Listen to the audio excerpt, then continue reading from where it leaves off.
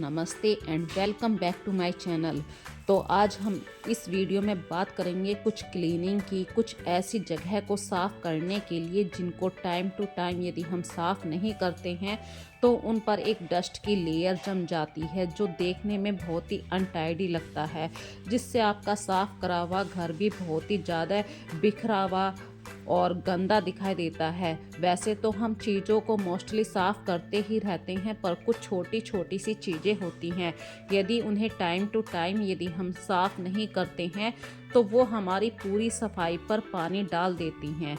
तो कुछ ऐसी ही बातें हैं आज की इस वीडियो में। चलिए बिना देरी के इस वीडियो को स्टार्ट करते हैं। यदि आपको मेरे चैनल पर इस वीडियो को थोड़ा सा भी आप लोग पसंद करते हैं तो प्लीज़ इस चैनल को सब्सक्राइब जरूर कर लीजिए और प्यारे प्यारे से कमेंट जरूर किया कीजिए। चलिए बिना देरी के स्टार्ट करते हैं आज की वीडियो। हम घर को ऑर्गेनाइज करने के लिए स्मार्टली तरीके से कुछ ना कुछ प्लानिंग जरूर करते रहते हैं। कुछ ऐसी ही बातें आप लोगों के साथ शेयर करूंगी, जैसे कि अपनी ड्रॉवर को टाइम टू टाइम चेंज करना, उस चीज़ को पूरा नीट एंड क्लीन करना, क्योंकि यदि हम चीज़ों को टाइमली ऑर्गेनाइज नहीं करते तो यह अनऑर्गेनाइज सी दिखाई देने लगती हैं, बिखरी हुई दिखाई देने लगती है। यदि आप कोई सामान भी लेते हैं वो सामान प्रॉपर तरीके से नहीं मिलता।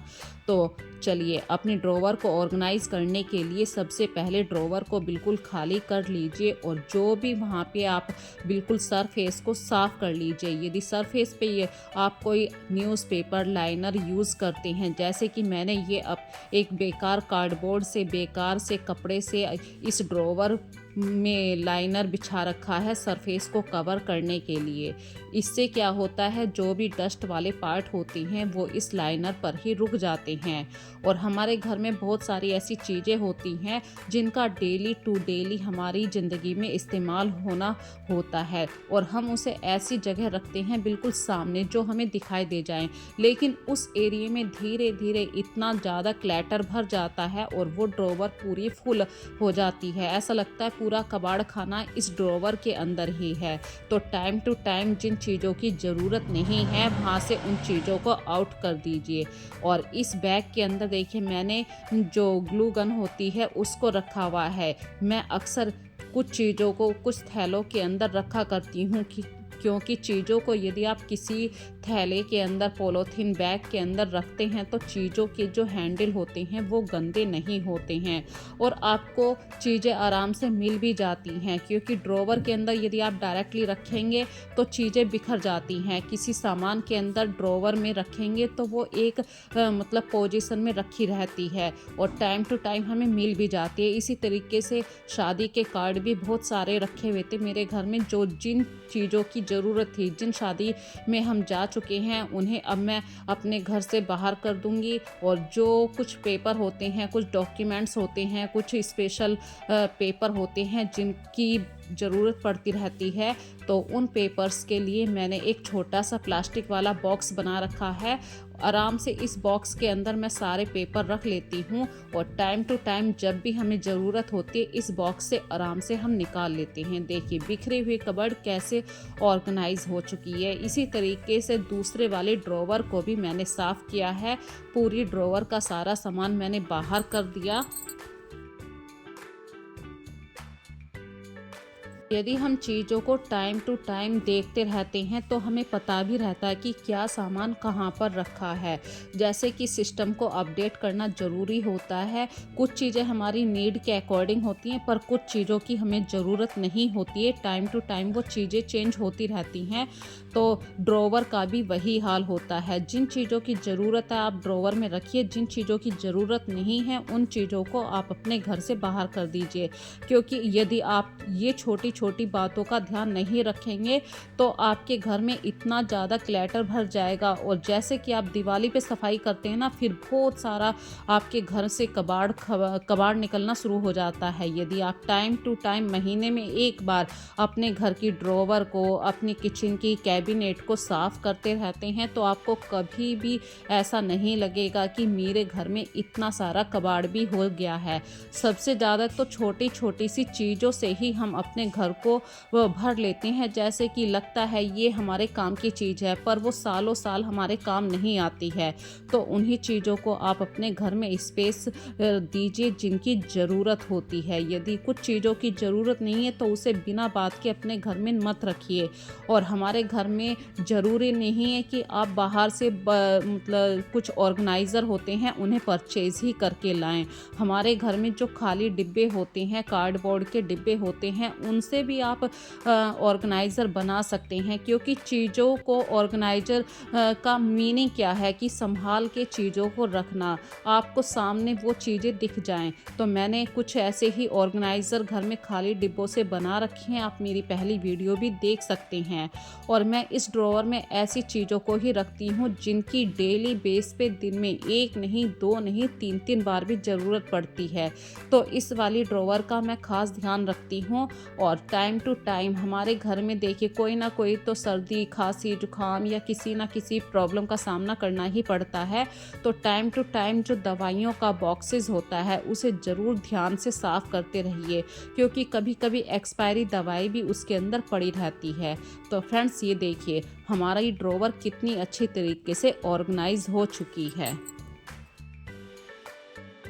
और जब हम चीज़ों को अच्छे तरीके से ऑर्गेनाइज़ कर लेते हैं परफेक्टली तरीके से, वो हमें दिखाई भी देती हैं। यदि हम परफेक्ट तरीके से चीज़ों को ऑर्गेनाइज़ करते हैं तो वो और भी अच्छी तरीके से हमें सुंदर दिखाई देने लगती हैं, भले ही वो एरिया बिल्कुल सिंपल सा एरिया हो।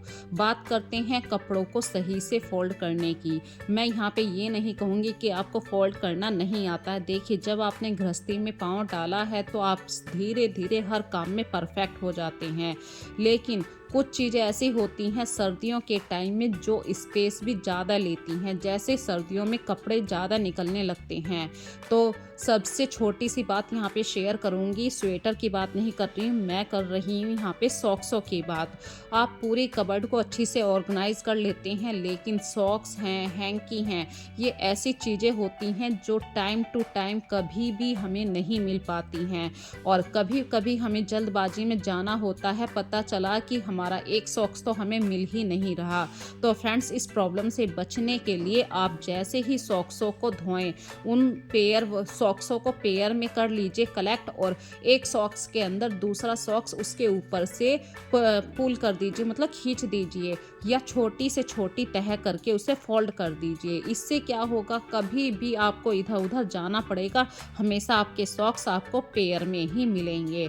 और जैसे ही आप कपड़ों को फोल्ड करें, तुरंत ही उन्हें कबर्ड में ज़रूर स्पेस दीजिए। इससे आप फैले हुए घर को तुरंत ही संगवा पाएंगे, उसे ऑर्गेनाइज कर पाएंगे। क्योंकि कभी कभी हम क्या काम करते हैं, कपड़ों को फोल्ड कर देते हैं लेकिन उन्हें ऑर्गेनाइज नहीं करते हैं। अब बात करते हैं कपड़ों को धोने की। देखिए, आप कोई सा भी सर्फ लीजिए, मैं यहाँ पे सर्फ की बात नहीं करूँगी, मैं कर रही हूँ सर्दियों में जब हम कपड़ों को धोते हैं तो कपड़ों के ऊपर जो डार्क शेड के कपड़े होते हैं उनके ऊपर एक वाइट कलर के कपड़ों की लेयर से, मतलब वाइट रोए की लेयर आ जाती है। तो ये रोए की लेयर क्यों आती है, क्योंकि हम डार्क शेड के साथ मतलब लाइट शेड के कपड़ों को डाल देते हैं। तो सर्दियों में यदि आप कुछ बातों का ध्यान रखेंगे, सबसे पहले आप डार्क शेड के कपड़ों को ही डालें। और जब भी आप पैंट को धोएं या जेंट्स के कपड़ों को धोएं, उनकी जेबों को ज़रूर चेक कर लीजिए, क्योंकि कभी ना कभी कोई कार्ड होता है और वो कागज़ का कार्ड होता है, उस कागज़ के कार्ड को भी आप मशीन में डाल देते हैं और पानी लगने से कार्ड जो होता है वो पानी में घुलना शुरू हो जाता है। फिर वो जो एक वाइट लेयर होती है ना, वो ब्लैक कलर के कपड़ों पे बहुत जल्दी आ जाती है। कपड़ों को मशीन में लगाने के बाद फ्रेंड्स, आज मौसम में हल्का सा बदलाव आ चुका है, घटा छाई हुई है। तो जब बारिश होती है तो जो छत के ऊपर फूल पत्तियों का कूड़ा होता है वो अक्सर ड्रेनेज पार्ट में अटक जाता है।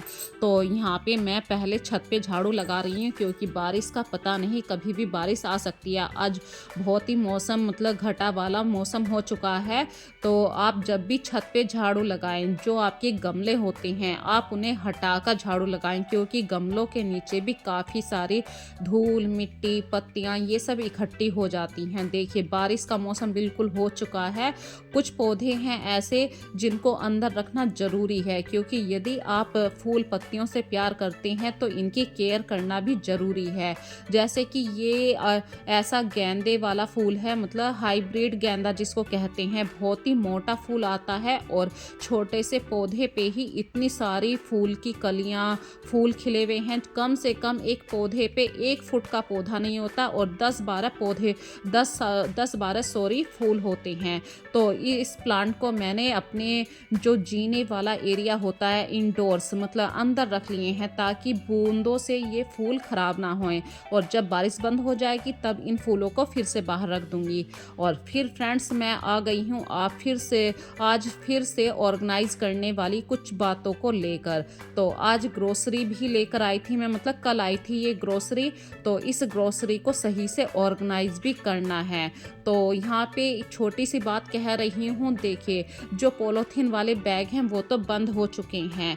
तो आपके घर में यदि कपड़े वाले बैग हैं, उनमें ग्रोसरी लेकर आते हैं, तो आप बाहर से जब नए बैग खरीदेंगे तो आप अपने पैसे भी बचा पाएंगे। दूसरी बात, आप अपने एनवायरनमेंट को सेव कर पाएंगे, क्योंकि पॉलीथीन जो होती है वो सिर्फ 2 दिन के लिए अच्छी लगती है, लेकिन परमानेंटली जो एक सॉल्यूशन होता है वो कपड़े वाला बैग ही होता है।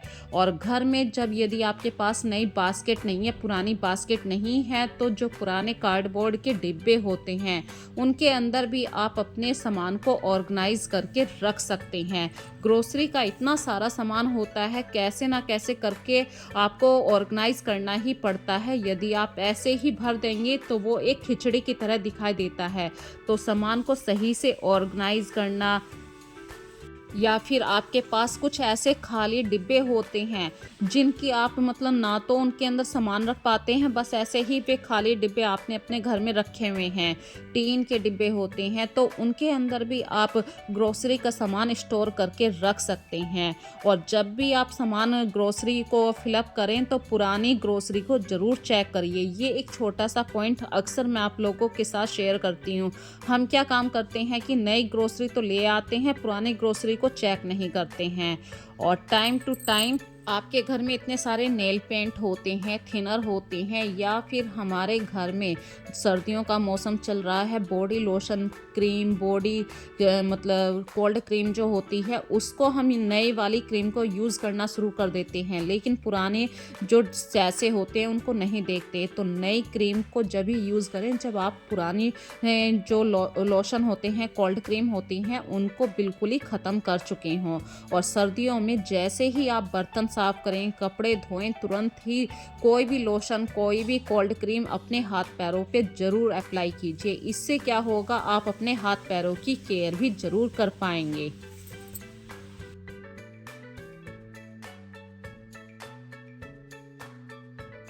और ठंड का मौसम खूब ज़बरदस्त शुरू हो चुका है, घटा बूंद भी शुरू हो चुकी है। तो फ्रेंड्स कुछ ना कुछ गर्म चीज़ें खाने का मन भी करता है, तो मेथी के लड्डू बनाने की तैयारी कर रही हूँ। ये मैं कल वाली वीडियो में आप लोगों को दिखाऊंगी। तो आज मैं सिर्फ मेथी को भिगो रही हूँ, क्योंकि इसे 3-4 घंटे तो चाहिए ही, और फिर आज की वीडियो भी काफ़ी लंबी हो जाएगी। आज मैं सिर्फ थोड़ा सा आटे का गूंद बना रही हूँ, आटे और गुड़ का। सर्दियों में ये सब चीज़ें जो होती हैं, मतलब धीरे धीरे खाते रहो, धूप में बैठ के खाते रहो तो अच्छी भी लगती हैं। और जो आटे का गूंद होता है वो बहुत ही स्वादिष्ट होता है, हमारी हेल्थ के लिए अच्छा भी होता है। इसमें आप कुछ भी ड्राई फ्रूट्स डाल सकते हैं, जैसे कि छुआरे हैं, बादाम हैं, किशमिश हैं। और देखिए मैं तो अभी इस चीज़ की तैयारी कर रही थी, यहाँ पे मेरी छोटी सिस्टर भी आ गई, और बच्चों ने, छोटी बहन मतलब बच्चों की मासी जब आ जाती है तो वे मेरे बच्चे अपनी मासी के साथ इतनी अच्छी तरीके से एडजस्ट हो जाते हैं। तो बच्चों ने सब ने प्लानिंग कर लिया कि क्यों ना पिज़्ज़ा पार्टी घर पे ही अरेंज की जाए। तो सब ने पिज़्ज़ा पार्टी को अरेंज किया, मतलब खाना पीना शुरू किया। मैं पिज़्ज़ा बिल्कुल पसंद नहीं करती हूँ, तो मैं लगी हुई हूँ अपने किचन में, और बच्चे खा रहे थे, ये पिज़्ज़ा पार्टी को एंजॉय कर रहे थे। चलिए बात कर रहे हैं अपने किचन में आने की, क्योंकि बच्चे तो लगे हुए हैं अपने काम से और मुझे करना है बहुत सारा काम। तो जो छुआरे थे वो काट लिए हैं मैंने, बादाम और थोड़ा सा गोला, इन सबको मोटा मोटा मैंने काट लिया है ताकि जब मैं मिक्सी में चलाऊं तो मिक्सी पे ज़्यादा लोड ना पड़े, क्योंकि कभी कभी कुछ चीज़ें ऐसे सर्दियों में कठोर हो जाती हैं उसकी वजह से ब्लेड जो मिक्सी के जार होती हैं वो ख़राब हो जाते हैं। तो यहाँ पे जो भी ये ड्राई फ्रूट्स है इनको पीस लेती हूँ।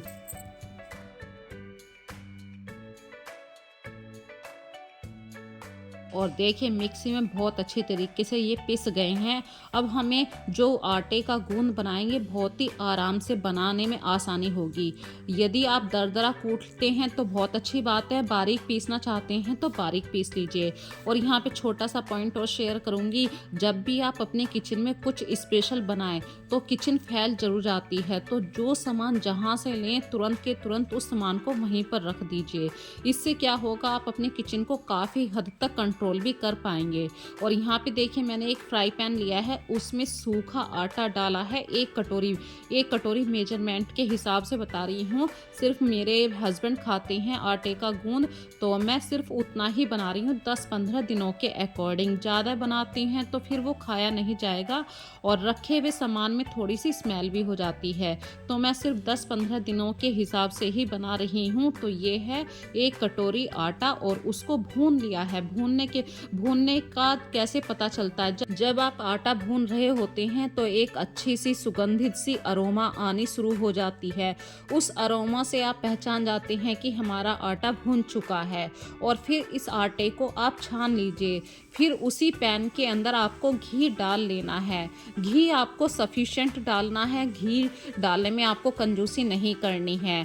तो 1 कटोरी के अंदर मैंने 3-4 बड़े चम्मच भर के घी डाला है। अब जो भुना हुआ आटा था आपको उसी फ्राई पैन के अंदर फिर से डाल देना है और थोड़ा सा इस आटे को गुनगुना होने दीजिए, ताकि जब हम इसके अंदर गुड़ डालेंगे वो आसानी से पिघल जाए। तो मैंने गुड़ को एक पॉलीथिन के अंदर डाल के अच्छी तरीके से कूट लिया है, मोटा मोटा कूट लिया है ताकि पिघलने में आसानी हो। और याद रखिए यहाँ पे आपको पानी नहीं डालना है। जो आटे की नरमाई होगी और नीचे लो गैस आपको रखनी है, बिल्कुल लो गैस रखनी है, तो ये गुड़ आप बहुत ही जल्दी पिघलना शुरू हो जाएगा। दूसरे बर्तन में आपको लो गैस रखनी है और थाली में तुरंत ही आपको घी भी लगा देना है।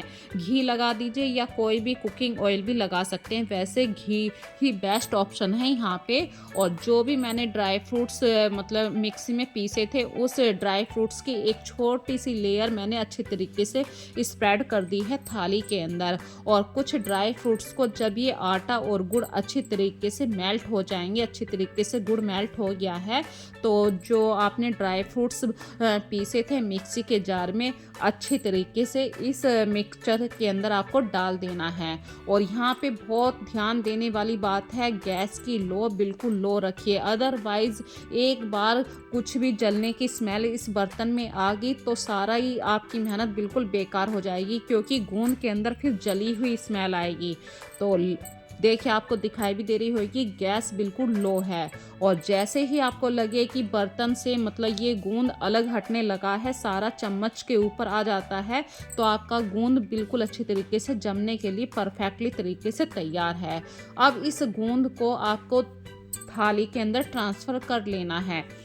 यहाँ पे ये इतना गर्म है तो आपको ठंडे पानी के हल्के से हाथ अपने गीले कर लेने हैं बार बार, और हाथ की उंगलियों से इस तरीके से फैला लीजिए और ठंडा होने के लिए इसे रख दीजिए। अब इसके ऊपर भी आपको थोड़ा सा जो आपने बादाम छुआरों का मिश्रण बनाया था उसको अच्छी तरीके से स्प्रेड कर लीजिए। जब ये मिश्रण ठंडा हो जाए इसे अच्छी तरीके से काट लीजिए, तो आपका घर पे बनाया हुआ आटे का गूंद तैयार है। यदि आप बर्फ़ी की शेप में नहीं काटना चाहते हैं, आप इसके लड्डू भी बना सकते हैं। और फ्रेंड्स, जैसे ही आपकी किचन में ये सब काम हो जाए तुरंत ही अपने किचन को साफ़ ज़रूर कर दीजिए, अदरवाइज़ आपको ऐसा बर्डन फील होगा कि किचन में आज मैंने क्या कर दिया, किचन क्यों नहीं कंट्रोल में आ रही है। तो फ्रेंड्स, आज की वीडियो आप लोगों को कैसी लगी मुझे कमेंट सेक्शन में ज़रूर बताना।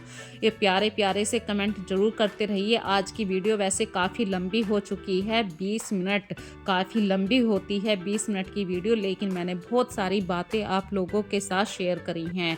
कल वाली वीडियो में मैं मेथी के लड्डू ज़रूर दिखाऊंगी और ये गोंद कैसा बना है अभी मैं आप लोगों के सामने काट कर भी दिखाऊंगी। तो फ्रेंड्स फिर मिलेंगे एक नई वीडियो में नए टॉपिक के साथ, तब तक के लिए अपना ध्यान रखिए। So take care friends and bye bye.